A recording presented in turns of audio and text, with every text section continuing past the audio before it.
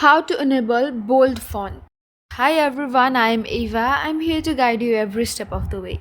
So, are you ready to dive in? Then let's get started. So, first of all, open the settings, scroll down and click on display. Again, scroll down and click on font size and style and enable bold font. By doing this, you've successfully enabled your bold font. If you are not able to see the difference, I'll show it to you again. So this is how it looks like when you have enabled bold font.